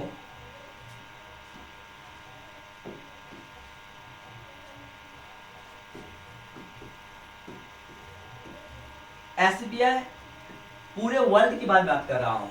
SBI has the largest numbers of branches in the world. मैं पूरे वर्ल्ड की बात कर रहा हूँ, पूरे वर्ल्ड में सबसे ज्यादा ब्रांचेस जिस बैंक का है वो एसबीआई है। मैं पूरे फॉरेनर बैंक को भी मैं बोल रहा हूँ, मैं पूरे फॉरेनर बैंक को, चाहे चाइना का बैंक हो, यूएसए का बैंक हो, लेकिन इंडिया के एसबीआई बैंक का जितना ब्रांच है उतना ब्रांच किसी और बैंक का नहीं है। SBI has the largest number of branches in the world, ये भी आपको याद रखना है, ठीक है। लेकिन फर्स्ट बैंक ऑफ इंडिया जो है वो फर्स्ट और जो इंडिया के बाहर अपना ब्रांच ओपन किया था। First bank to introduce ATM, जो फर्स्ट फॉरेन बैंक इंडिया में स्टैब्लिश हुआ था, उन्होंने ही पहला ब्रांच जो इसका है वो मुंबई में ही ओपन हुआ। कहाँ हुआ? मुंबई में ही ओपन हुआ था इसका ब्रांच। तो ये एक्चुअली 1987 में ही मुंबई में एटीएम का, जो हम लोग भी अभी एटीएम यूज करते हैं, तो जो फर्स्ट बैंक है जो एटीएम चालू किया था, इंट्रोड्यूस किया था मुंबई में, वो HSBC है। First bank to have a joint stock public bank, oldest is Allahabad. आप बोलेंगे सर ये ज्वाइंट पब्लिक बैंक क्या है? ज्वाइंट स्टॉक पब्लिक बैंक का मतलब होता है कि इसमें प्राइवेट प्लस पब्लिक, ये गवर्नमेंट का भी है, साथ में प्राइवेट जो है इसका शेयर खरीदा है। तो पहला क्या है? इलाहाबाद बैंक है। इसको हम बोलते हैं पीपीपी। क्या बोलते हैं? PPP, public, P for public, P for private and P for partnership.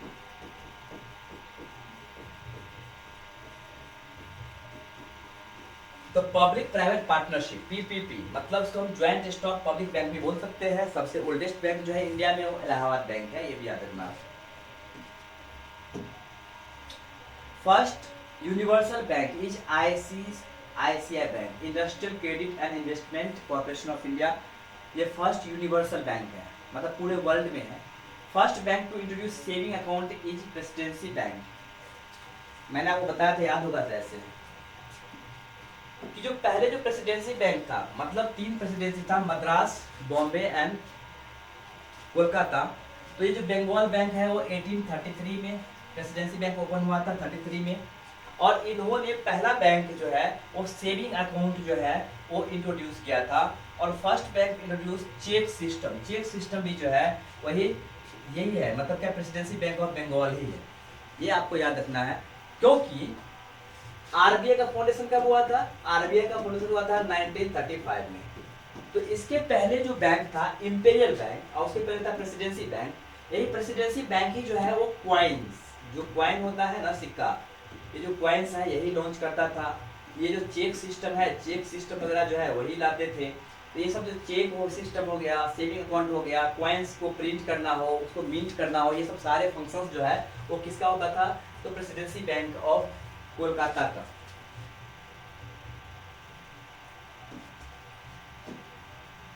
ना first bank to give internet banking facility is ICICI bank. First bank to give the internet facility जो है वो आईसीआईसीआई बैंक है, ये भी याद रखना, ये प्राइवेट सेक्टर बैंक है। First bank to sell mutual fund is state bank of India, SBI है म्यूचुअल फंड को सेल किया। First bank to issue credit card is central bank of India. First bank जो है जो credit card issue किया central bank of India.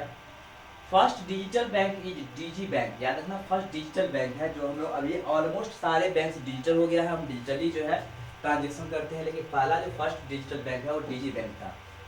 First rural regional bank, ग्रामीण bank is प्रथम bank, का नाम था प्रथम bank, sponsored by syndicate bank. अच्छा हाँ, एक चीज मैं आपको ये भी बता देता हूँ, आप समझ जाएंगे।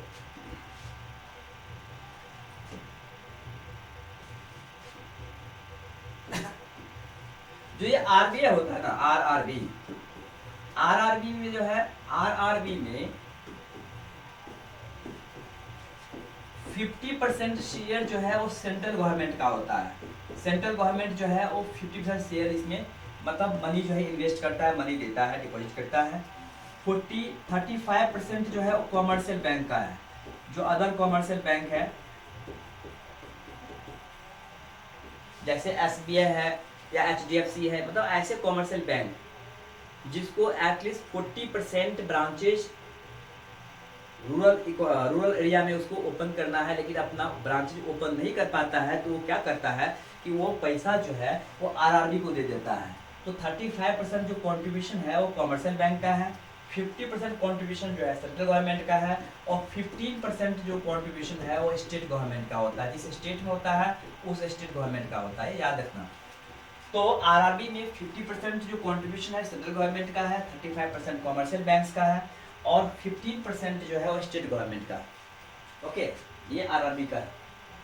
तो फर्स्ट जो ग्रामीण बैंक ओपन हुआ उसका नाम था प्रथम बैंक, और इसके स्पॉन्सर क्या था, syndicate bank. First bank to get in principle banking licence is IDFC and Bandhan bank. मैं अभी आपको बताया था, ये जो है 1991 के बाद लाइसेंस मिला था दो बैंक को, एक IDFC को मिला था, दूसरा बंधन बैंक को मिला था। तो ये लोग को भी क्या है, ये भी अभी शेड्यूल्ड बैंक हो गया है। बंधन बैंक जो है वो कोलकाता का बैंक है। First bank to introduce merchant banking in India is Grindlays bank. ये मर्चेंट बैंक है, मतलब merchant in the sense this word ये ओनली फॉर बिजनेसमैन, जो लोग एक्सपोर्ट इंपोर्ट का बिजनेस करता है उनके लिए है। First bank to introduce blockchain technology is ICICI। आप बोलोगे सर ब्लॉकचेन टेक्नोलॉजी क्या है? ब्लॉकचेन टेक्नोलॉजी जो है अभी ऑलमोस्ट सारे बैंक यूज करता है। एक्चुअली आप ये बोल सकते हो कि inter connection of the all the banks through the internet. जितने भी पूरे वर्ल्ड का बैंक्स है वो सारे बैंक्स जो है एक चेन में जुड़ गया है, उसे हम ब्लॉक चेन बोलते हैं। और फर्स्ट बैंक जो है वो ICICI बैंक है। First bank to introduce voice biometric is Citi bank. Voice biometric जो है नॉर्मली क्या है, voice biometric is a kind of the security. ये अकाउंट की सिक्योरिटी होती है, जैसे हम लोग सिग्नेचर होता है या हम लोग थंब इम्प्रेशन होता है, लेकिन यहाँ तो वॉइस बायोमेट्रिक जो है वो सिटी बैंक ने फर्स्ट बैंक है जो चालू किया था सिक्योरिटी पर्पस के लिए। First bank to introduce robo in banking service is HDFC। आप देखो HDFC जो है वो रोबो भी, जो रोबो है रोबोट है, उनको इंट्रोड्यूस किया है। तो मेरे ख्याल से ये सब कुछ जो है इंपॉर्टेंट फैक्ट्स था बैंकिंग के बारे में, आप लोग समझ गए, राइट। ये मैं PDF सेंड कर दूंगा आप लोग को, क्लियर ना?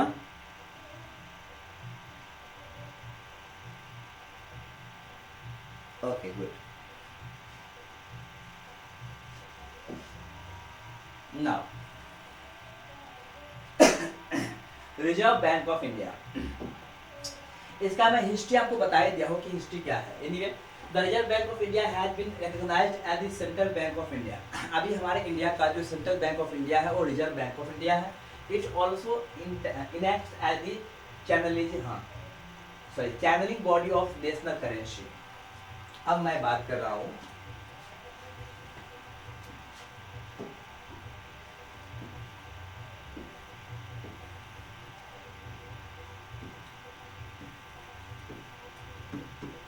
ये तो बैंकों का बैंक तो है ही, नो दैट। ये गवर्नमेंट का ही बैंक है, चाहे गवर्नमेंट सेंटर का हो या स्टेट का हो, चाहे बैंक प्राइवेट हो चाहे पब्लिक हो। इसके अलावा जो है ये मिंट दी क्वाइंस, ये क्वाइन जो क्वाइन होता है, सिक्का होता है, सिक्का को भी मिंट करता है।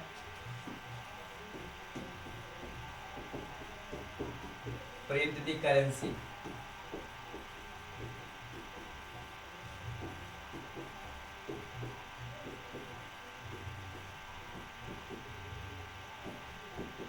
ध्यान देना 1 रुपये का जो करेंसी होता है वो एक्चुअली फाइनेंस मिनिस्ट्री के द्वारा होता है। वो फाइनेंस मिनिस्ट्री में जो सेक्रेटरी होता है, secretary of finance minister, basically उनका सिग्नेचर होता है।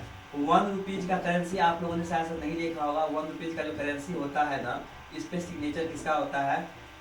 Secretary of finance minister. बाकी अदर करेंसी, जितने भी अदर करेंसीज है, चाहे वो 2 रुपीज का है, 5 रुपीज का है, 10 रुपीज का है, 100 रुपीज का है, 200 का है, 500 का है, और 2000 का है। ये सारे करेंसीज पे जो सिग्नेचर होता है वो गवर्नर ऑफ आरबीआई का होता है, आरबीआई का जो गवर्नर होता है उसका सिग्नेचर होता है। ये क्वेश्चन पूरा पूछा है इसलिए बता रहा हूँ कि 1 रुपीज़ का जो करेंसी होता है उसका signature secretary of the finance minister का होता है, ये याद रखना है आपको। तो नॉर्मली जो है आरबीआई आप देख सकते हो, आरबीआई का बहुत सारा काम है। The reserve bank of India has been recognised as the central bank of India, it also enacts as the channelling body of national currency. This reputed and leading embark operates and grants the Indian currency, stabilises the monetary sustainability. अच्छा, ये भी important है। जैसे मैंने आप लोग को एक लेक्चर पढ़ाया था, याद होगा कि इन्फ्लेशन, अगर इंडिया में इन्फ्लेशन है, रिसेशन है, डिप्रेशन है, ये जो रिसेशन है, डिप्रेशन है या इन्फ्लेशन है, इस सब को कंट्रोल करना, इसको स्टेबलाइज करना, ये भी फंक्शन, ये भी काम किसका है? आरबीआई का है। तो normally stabilises the monetary sustainability means what, कि ज़्यादा इन्फ्लेशन ना हो, डिप्रेशन भी ना हो, रिसेशन भी ना हो। ओके, ये सब पे कौन फोकस करता है, कौन काम करता है? तो आरबीआई ही काम करता है।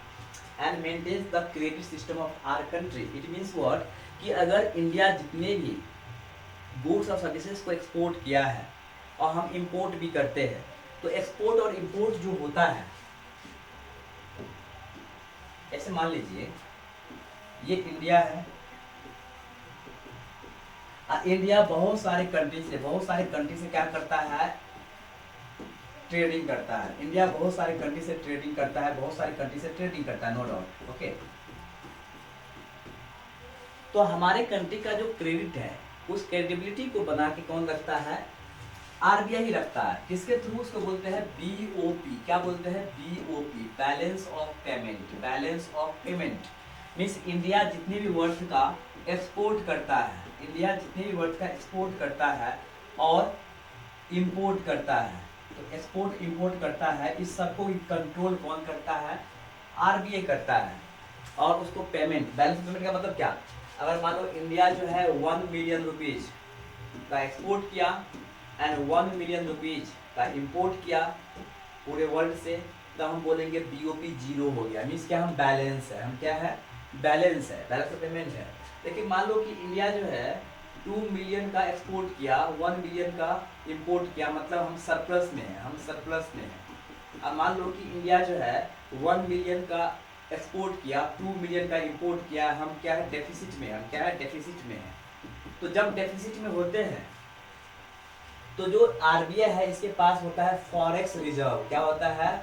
Forex reserve. इसके पास कुछ पैसा होता है, कुछ रिजर्व्स होता है डॉलर्स में, गोल्ड्स में, जिनसे ये बैलेंस ऑफ पेमेंट को मेंटेन करता है, ताकि हमारी कंट्री का जो क्रेडिट है वो खराब ना हो।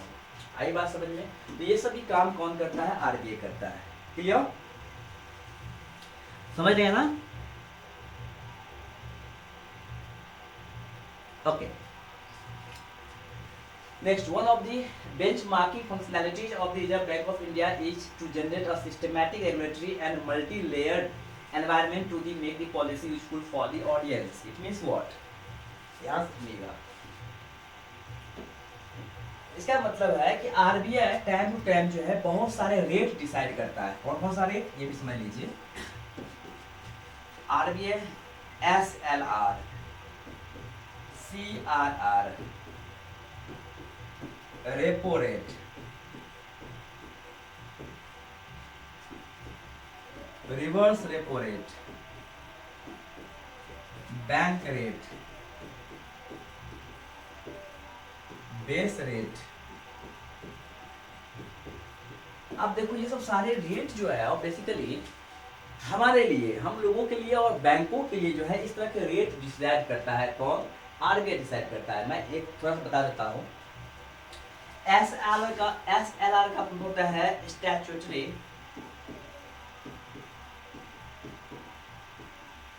Liquidity ratio.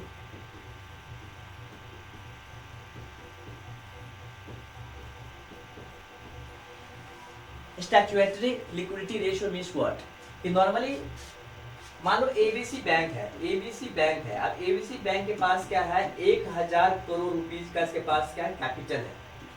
एबीसी बैंक के पास जो कैपिटल है वो 1000 करोड़ रुपीज का कैपिटल है।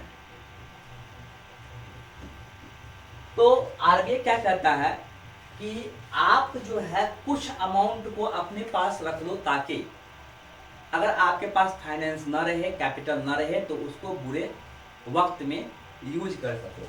आई बात समझ में? तो normally the RBI decides the rate of the statutory liquidity ratio of the capital of the bank to reserve or save with it so that the bank can use it in the deficit time। तो ये RBI अभी कितना है, 17.5% है SLR rate. मतलब जितना capital है उस कैपिटल का कुछ अमाउंट बोलता है, चाहे अब देखो यहाँ पर लिक्विडिटी मतलब क्या होता है कि चाहे गोल्ड के फॉर्म में, चाहे गवर्नमेंट जो सिक्योरिटीज होता है उसके फॉर्म में, चाहे करेंसी के फॉर्म में। तो यही बोल रहा है यहाँ पे कि आरबीआई बोलता है कि आप गोल्ड रखो चलेगा, या पैसा रखो चलेगा, या गवर्नमेंट सिक्योरिटीज है रखो चलेगा, ट्रेजरी बिल है रखो चलेगा, लेकिन जितना आपका कैपिटल है उसके 17.5% हमेशा अपने पास रखो। इसको खर्च नहीं करना है ताकि आप क्या बोलते हैं बैंकक्रप्ट से बच सको, क्योंकि कभी प्रॉब्लम हो जाएगी तो आप बैंकक्रप्ट ना हो, बैंकक्रप्सी की सिचुएशन ना आए, इसलिए इतना पैसा आपको हमेशा अपने पास रखना है। तो इस रेशियो को बोलते हैं एसएलआर, ये डिसाइड करता है आरबीआई। दूसरा आता है कैश रिजर्व रेशियो। आरबीआई कहता है कॉमर्शियल बैंकों की आरबीआई के पास आप कुछ अमाउंट रखोगे। अभी जो सीआरआर है वो 4.5% है। कितना है? 4.5%। The commercial banks deposit or keep some of its capital with RBI at the rate that is called cash reserve ratio, only in form of cash। cash reserve ratio मतलब commercial bank को अपने capital का 4.5% जो cash है वो RBI के पास रखना पड़ता है। उस रेट तो ये भी क्या आरबीआई डिसाइड करता है। Repo rate, repo rate means what? The rate on which the commercial banks takes loan from the RBI for the shorter period of time। मतलब कम समय के लिए जो कॉमर्शियल बैंक्स है आरबीआई से जिस रेट पर लोन लेता है in return of the collateral money, मतलब गिरवी के रिटर्न में, मतलब उनको क्या है कोलेट्रल मनी, मतलब उसको मॉर्गेज रखना पड़ता है, उसको गिरवी रखना पड़ता है, और उसके एवज में यो जिस रेट पे पैसा लेता है उसको बोलते हैं रेपो रेट। जैसे मान लो एक बैंक है एचडीएफसी, इनके पास पैसा कम हो गया, बहुत ही कम हो गया, ऑन द स्पॉट पैसा चाहिए, वो आरबीआई को बोलेगा ठीक है हमें 2 महीनों के लिए 10 करोड़ रुपया चाहिए। आरबीआई बोले ठीक है, तो रेपो रेट इतना लगेगा। तो जो भी रेपो रेट डिसाइड करता है उस पर वो क्या करेगा, एचडीएफसी को पैसा दे देगा, लेकिन एचडीएफसी का जो गोल्ड है या अदर जो कैपिटल है वो आरबीआई के पास रखना पड़ता है। रिवर्स रेशियो रेट, ये क्या है? Sorry, reverse repo rate. Reverse repo rate means what? कि जिस तरह से कॉमर्शियल बैंक को आरबीआई से लोन लेना पड़ता है, sometimes RBI has also take the loan from the commercial banks. RBI को भी कभी कभी कॉमर्शियल बैंक से लोन लेना पड़ता है, या जिस तरह से हम लोग कॉमर्शियल बैंक में अपना पैसा डिपॉजिट करते हैं, जमा करते हैं, वैसे बैंक भी आरबीआई में अपना पैसा जमा करता है तो उसको इंटरेस्ट मिलता है, उसको बेनिफिट्स मिलता है। वही है कि जिस रेट पर कॉमर्शियल बैंक आरबीआई में पैसा रखता है या आरबीआई कॉमर्शियल बैंक से लोन लेता है, उसी को बोलते हैं रिवर्स रेपो रेट। ये भी शॉर्टर टाइम के लिए होता है, शॉर्टर पीरियड ऑफ टाइम के लिए। ये बैंक रेट है, ये लॉन्गर पीरियड ऑफ टाइम के लिए है। क्या है? लॉन्गर पीरियड ऑफ टाइम के लिए। जिस रेट पर आरबीआई कॉमर्शियल बैंक्स को लंबे समय के लिए लोन देता है उसे बैंक रेट बोलते हैं। ये बेस रेट क्या है? फिर देखो बेस रेट क्या है, ये आरबीआई गाइडलाइंस देता है, वो बताता है बैंक को, क्या बताता है, जैसे आप देखो कॉमर्शियल बैंक हम लोग को लोन देता है, कॉमर्शियल बैंक हम लोग को लोन देता है, तो कोई बैंक ऐसा है जैसे मान लो कि इसमें होता है होम लोन। क्या होता है? एक होता है होम लोन, पर्सनल लोन, जैसा भी लोन है, पर्सनल लोन है, होम लोन है, कार लोन है, ओके, अलग अलग लोन है। तो गवर्नमेंट जो है, सॉरी आरबीआई जो है वो डिसाइड कर देता है कि जो बेस रेट है उससे कम नहीं होना चाहिए।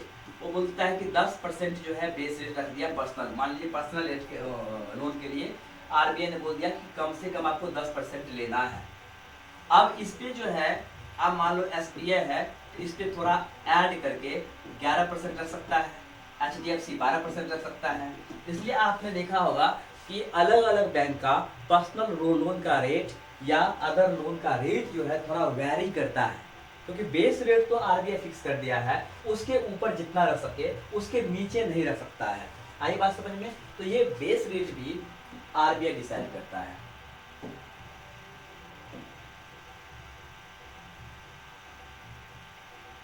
ओके, तो moreover this management will make it easy for the banking sector to abide by its streamlined approaches.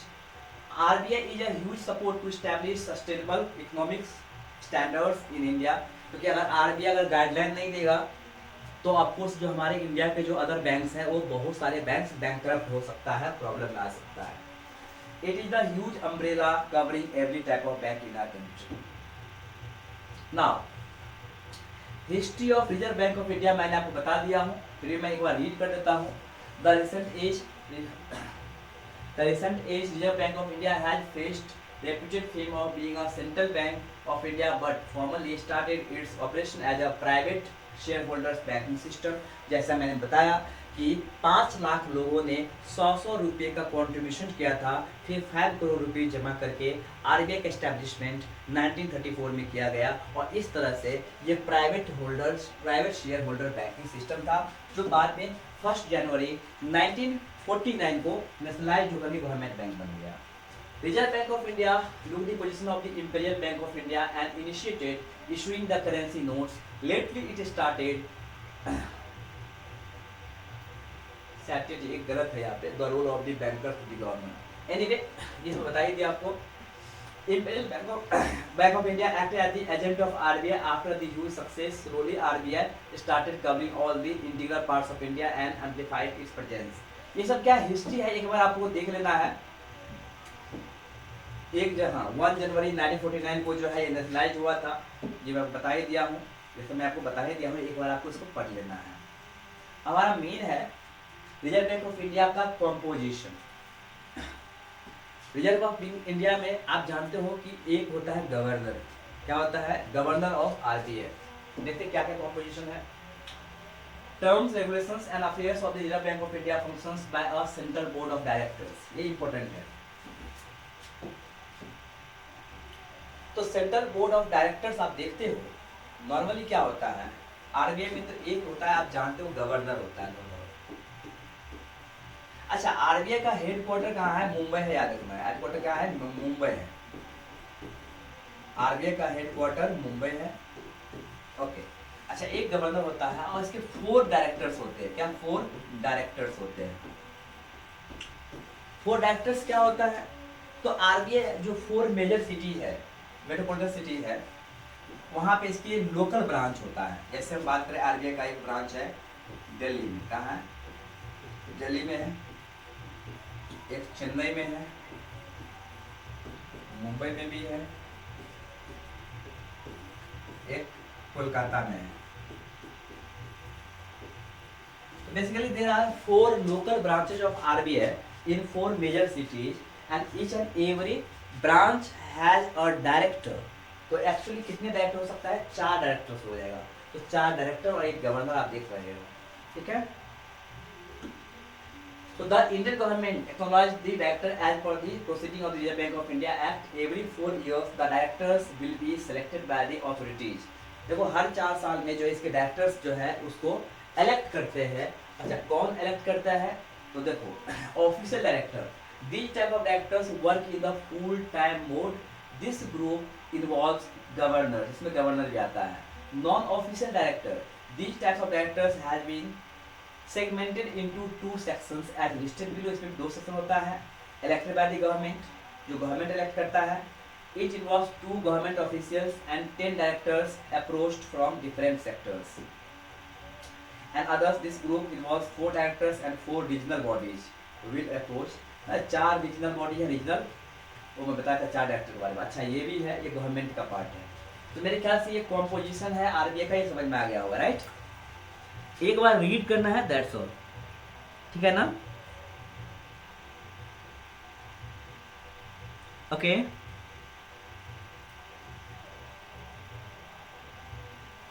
Okay, चलिए सबसे इंपॉर्टेंट है हमारा फंक्शंस ऑफ आरबीआई। आरबीआई का क्या काम है? Manages foreign exchange.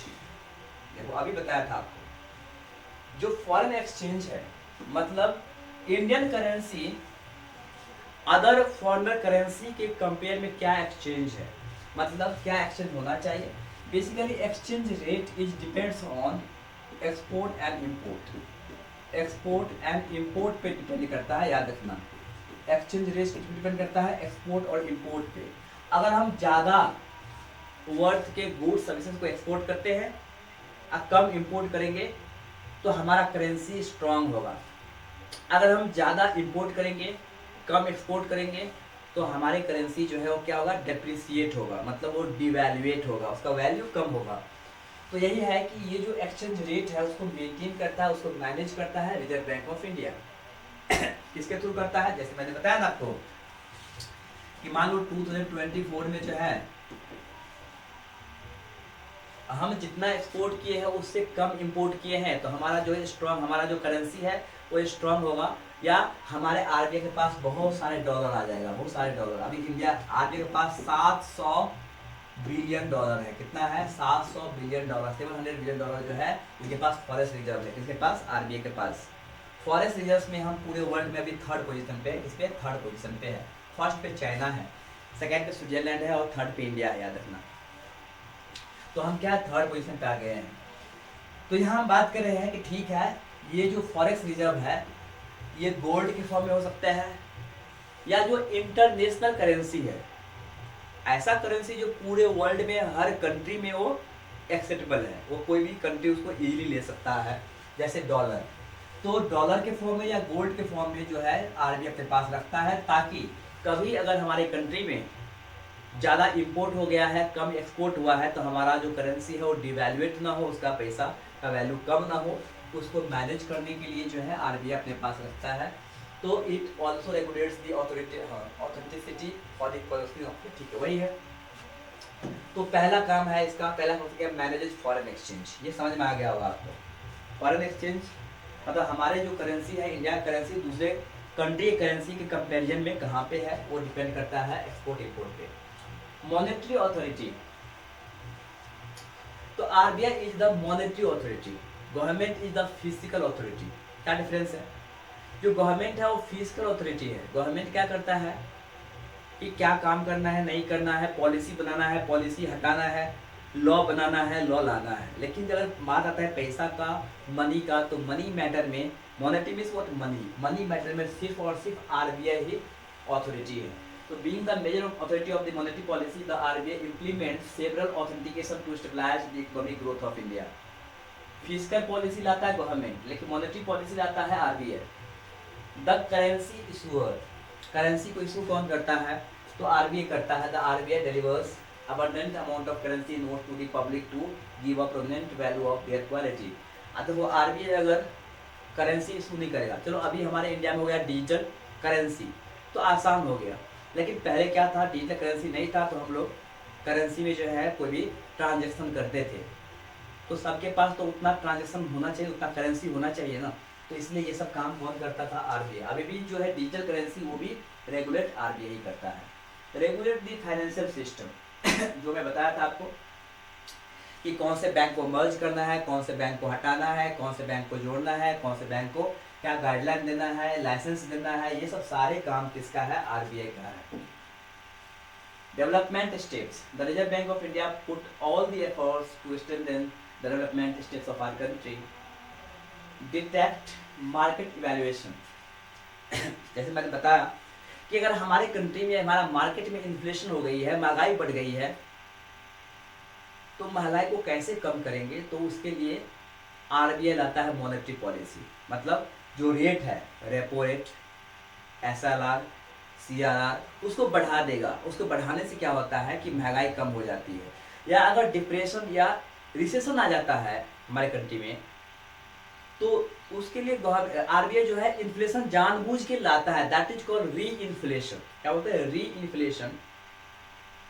It is willingly bring by the RBI, ये जानबूझ के जो है आरबीआई लाता है। Okay, major bankers, one of the major functionalities and RBI involve setting में, तो वही है कि सारे बैंकों का बैंक है, ये सब क्या फंक्शंस है किसका, आरबीआई का। Objective of the RBI, some of the exemplary objective of the RBI is regulated, वही इसका क्या ऑब्जेक्टिव है मेन वही देख लेते हैं। To authorise and securing monetary stability in our country, जो मैं आपको बता दिया हूँ। To effectively channelise the credit system of India, जैसे अभी हमारा क्या है चल रहा है डिजिटल मनी, उसको भी रेगुलेट करता है कौन, RBI. To govern the concerns regarding the bank notes, अब मान लो बहुत सारे ऐसे बैंक नोट्स होता है, जैसे आपने देखा होगा कि जो डिमोनेटाइजेशन हुआ था उस टाइम में क्या है कि 500 और 1000 का जो नोट्स है वो बंद कर दिया गया था, राइट। तो वो सब सारे फंक्शंस को जो है ना वो आरबीआई कैरी आउट करते थे, भले ही मोदी ने किया था। टू एनकरेज इकोनॉमिक स्टेबिलिटी, तो ये सब क्या है सारे ऑब्जेक्टिव्स है आरबीआई का। ओके, और इस तरह से हमारा आज का जो बैंकिंग का टॉपिक है वो फिनिश हो गया है। नोट्स मैं दे दूंगा, ठीक है, नोट्स मैं दे दूंगा, क्या नाम है उनका, सिद्धार्थ सर को, आप उनसे